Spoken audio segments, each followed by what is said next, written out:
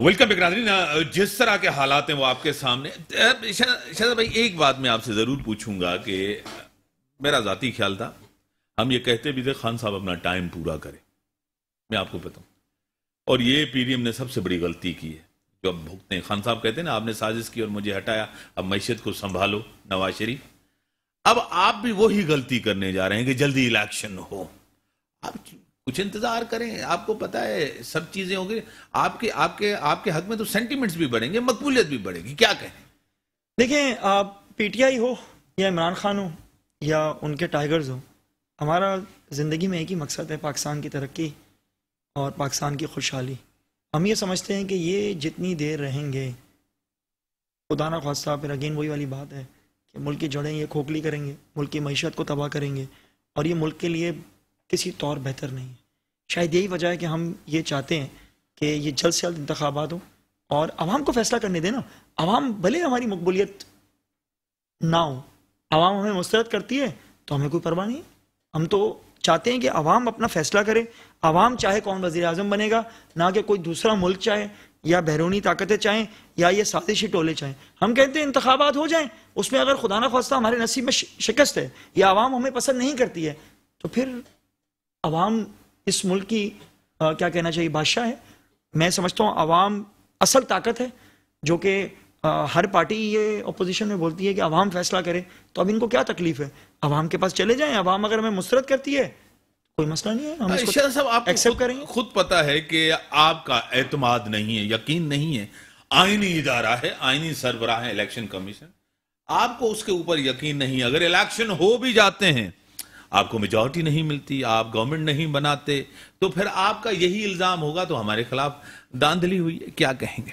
देखिए, मैं आपको एक चीज़ बताऊं, इंटरनेशनल इदारे हैं, फाफेन हैं और दूसरे इदारे हैं, और जो इलेक्शन के दरमियान या इलेक्शन के दौरान या इलेक्शन से पहले और बाद में रिपोर्ट्स शाया करते हैं कि मुल्क में किस किस्म के इलेक्शन हुए, क्या धांधली हुई, इलेक्शन का जो पूरा प्रोसीजर है उसको फॉलो किया गया नहीं किया गया, पुरअमन अंदाज में हुए, आज़ादाना हुए, किसी की रोक टोक तो नहीं हुई, या धांधली तो नहीं हुई, रिगिंग तो नहीं हुई। तो ये तमाम चीज़ें होती हैं।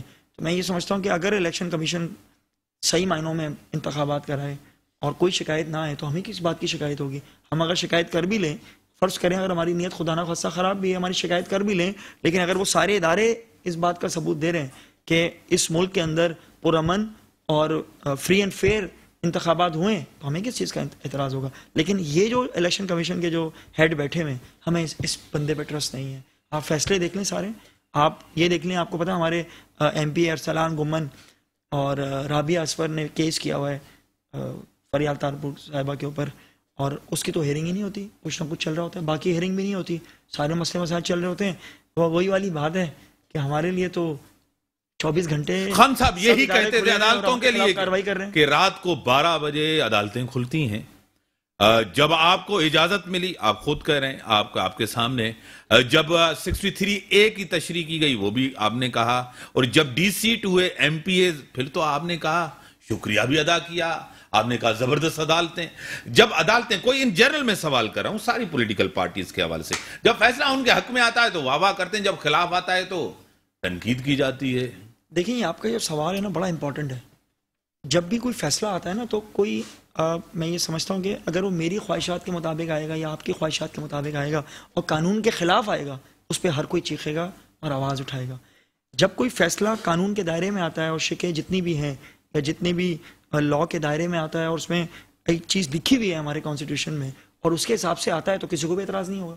मैं आपसे कह तो रहा हूँ कि मेरी भी अगर ज़ात के मुताबिक फ़ैसला आता है और मेरी ज़ात उसमें इन्फ्लुएंस होती है या आपकी ज़ात होती है, किसी की भी ज़ात होती है, वो गलत है।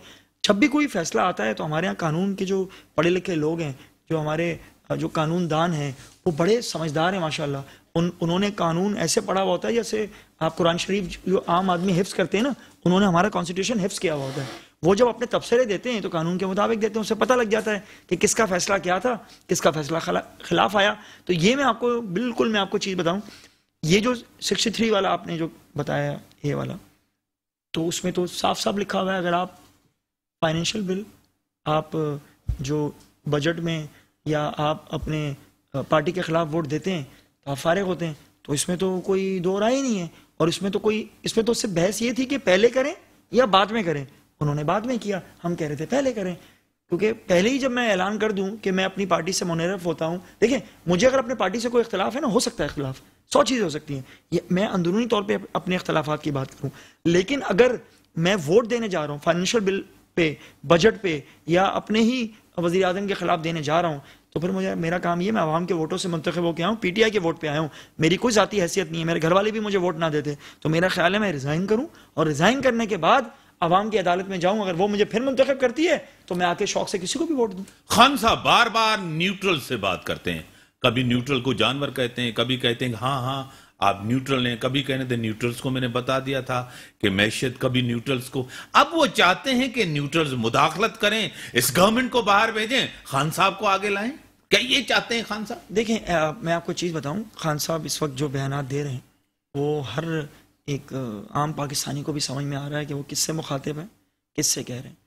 और दूसरी तरफ मैं आपको एक और चीज़ मैं बता दूं, खान साहब किसी की गवर्नमेंट हटाने में, गिराने में उनका ये मेन मकसद नहीं है, उनका एक ही मकसद है, इंतखाबात कराए जाएं, आवाम की अदालत में हम जाएं, जो आवाम फैसला करे वो सबका फैसला है। एक चीज मैं आपसे पूछूंगा कि जब पीडीएम कह रही थी आप इलेक्शन करवाएं, आप मेरे शो में बैठकर कहते थे हम टाइम भी पूरा करेंगे, अगले 5 साल भी होंगे और इलेक्शन टाइम पे होंगे, और ये अगर लॉन्ग मार्च भी नहीं कर सकते, अगर लॉन्ग मार्च करते हैं, क्या लॉन्ग मार्च की वजह से करेंगे?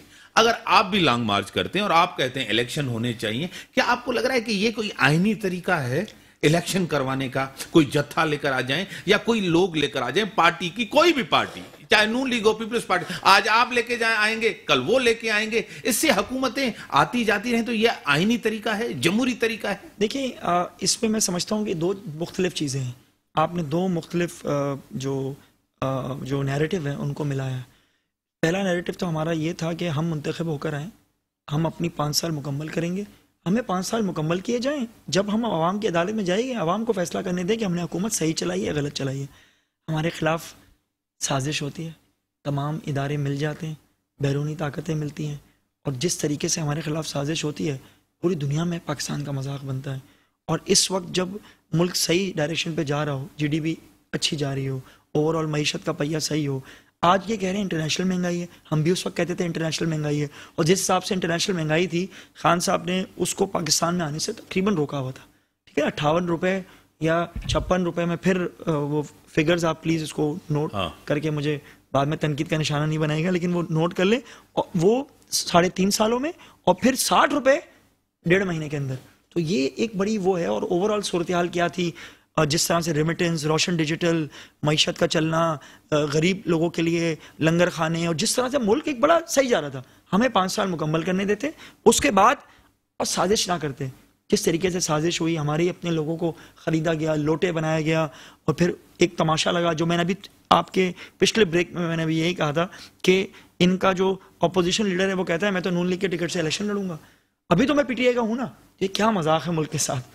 और फिर ये दोनों मिलके नैब का फैसला भी करेंगे, ये दोनों मिलके सारे फैसले भी करेंगे, यही दोनों मिलके सब कुछ करेंगे। दैट मीन्स के ये तो दोनों मिले हुए हैं, तो ये मुल्क के लिए तो वही फैसला करेंगे जो इनका हो। अभी आपके सामने मनी लॉन्ड्रिंग का आ चुका है, FIA ने कोर्ट से इनको पेश होने की, अरेस्ट होने की बात की है, अरेस्ट करने की बात की है। तो अब बताएं, हमारा वज़ीर आज़म तो जिस नहज पे पहुंच चुका है, इनको हमारा वज़ीर आज़म होना चाहिए था। हमजा शहबाज को देख लें, क्या हमारा मुल्क मौरसी सियासत पे जाएगा? खान साहब ने मौरसी सियासत के खिलाफ आवाज़ उठाई थी कि इम्तियाज़ तो MPA बन रहा है, इम्तियाज़ का बेटा भी बनेगा, इम्तियाज़ का पोता भी बनेगा। शहजाद कुरैशी तो MPA बन रहा है, अब शहजाद कुरैशी का भाई भी बनेगा, बेटा भी बनेगा, पोता भी बनेगा। ये खानदानी सियासत कब तक चलती रहेगी?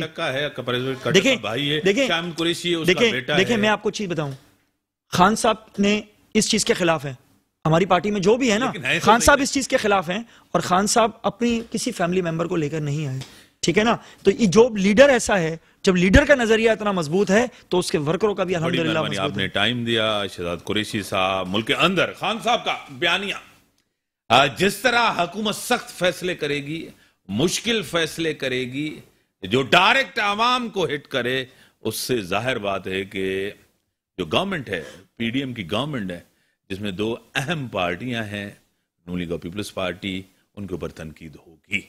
मुल्क के अंदर एक आम आदमी जिसकी तनख्वाह 20 से 25 हज़ार होती है, किस तरह गुजारा करेगा? जिसकी बाइक और जो बड़ी गाड़ियों में घूमते हैं मिनिस्टर्स, उनको पेट्रोल फ्री होता है, और 40% मुराद अली शाह साहब ने 40% पेट्रोल कम किया है। तो मैं मोहतरम जनाब वज़ीर आला सिंध से ये दरख्वास्त करता हूं कि वज़ीर आला साहब आप इर्द गिर्द वुज़रा पे भी नज़र रखें, करप्शन हो रही है, करप्शन पे भी 40% कम होना चाहिए। इसी के साथ दीजिए इजाज़त।